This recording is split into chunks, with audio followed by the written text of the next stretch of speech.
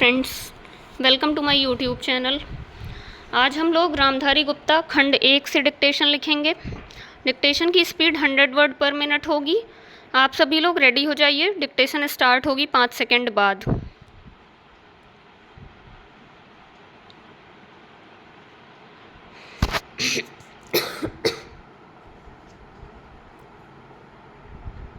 महोदय, जब तक अहिंदी भाषी हिंदी को हृदय से स्वीकार नहीं करते तब तक वह राष्ट्रभाषा का स्थान नहीं पा सकती, और यह तभी हो सकता है जब वे यह समझें कि इसमें उनका भी योगदान है और उन्होंने इससे केवल लिया ही नहीं बल्कि इसे कुछ दिया भी है और उन पर कोई दूसरी भाषा लादी नहीं गई है, बल्कि यह उनकी ही भाषा है। मेरे कहने का अर्थ यह नहीं कि आप उनकी ही व्याकरण अपना लें।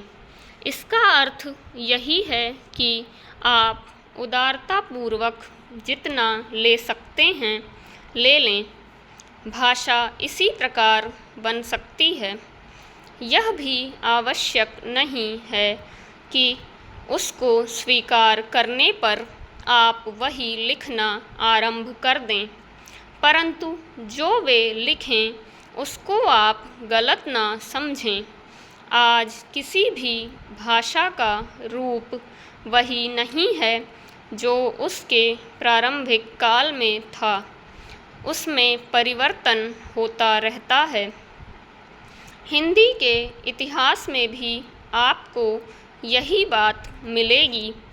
मैं हिंदी का कोई विद्वान नहीं हूँ, पर मैं अपने अनुभव से कह सकता हूँ कि उसमें भी पिछले 5-6 वर्षों से बड़ा अंतर पड़ा है तथा पहले की और आज की हिंदी में काफ़ी अंतर है। इसलिए नवयुग में जब वह देश की भाषा बनने जा रही है तो उसमें थोड़ा अंतर करना भी पड़े तो वह स्वीकार कर लेना चाहिए, जिससे उसका अन्य प्रदेशों के लोगों के साथ मेल बैठ जाए। कई अहिंदी भाषी लोगों ने भी हिंदी की काफ़ी सेवा की है। आपके राज्यपाल महोदय अहिंदी भाषी हैं और इन्होंने अपनी भाषा की बड़ी सेवा की है। यह भी हिंदी के पक्ष में थे और इन्होंने बड़ा योग दिया, जिसके कारण हम संविधान सभा में सफल हो सके। इनका भी यही विचार है जो मेरा है। मैं चाहता हूँ कि इनको भी हिंदी की सेवा करने का अवसर दिया जाना चाहिए। उसका फल हिंदी के लिए और देश के लिए अच्छा ही होगा। मानपत्र में आपने संस्कृत के संबंध में कहा है।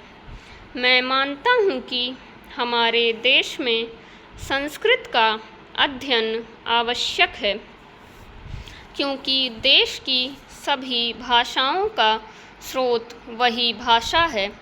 संस्कृत से हमारा संबंध अटूट है। इसकी पढ़ाई लिखाई कम हो गई है। यह हमारे लिए दुख की बात है। मैं आशा करता हूँ कि इसकी उन्नति होगी। महोदय, मैं अपने बारे में कहता हूँ।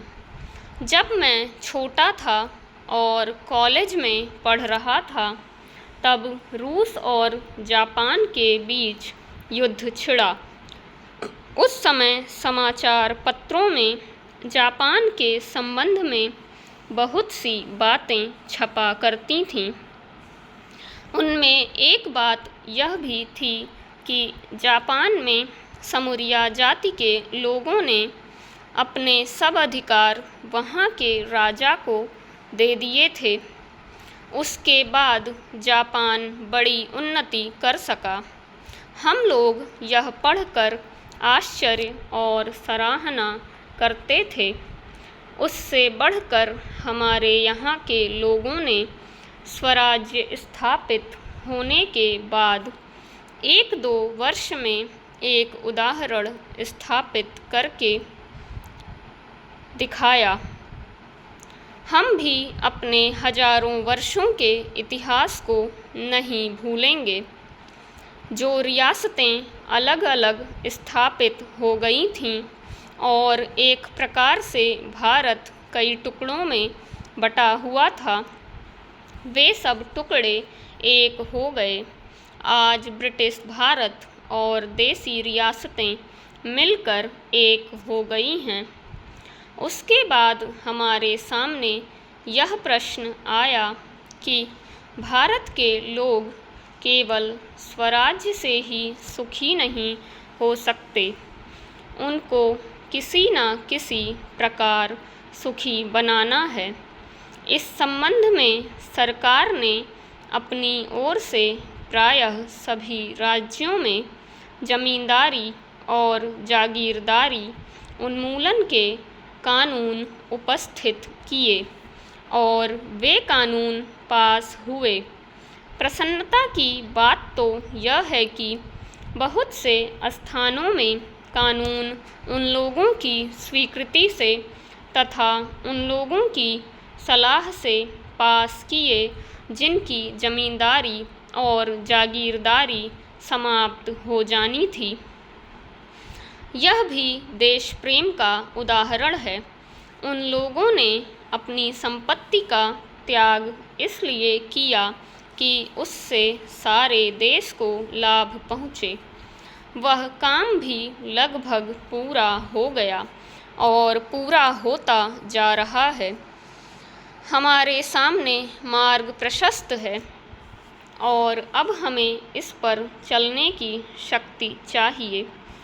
हम में परस्पर कभी कभी इस प्रकार की संकुचित धार्मिक अथवा सामाजिक भावना देखने में आती है, जिसके कारण कभी कभी लड़ाई झगड़े हो जाते हैं। हम इस चीज़ को भी दूर करने का प्रयत्न कर रहे हैं। हमारे संविधान में स्पष्ट बता दिया गया है कि कोई चाहे किसी भी धर्म का क्यों ना हो, किसी भी जाति का क्यों ना हो, इस देश में सबको समान अधिकार है। गरीब से गरीब आदमी को भी वही एक वोट देने का अधिकार है जो कि राजा साहब को है या मुझे। धर्म के नाम पर किसी प्रकार का भेदभाव नहीं किया जाता है।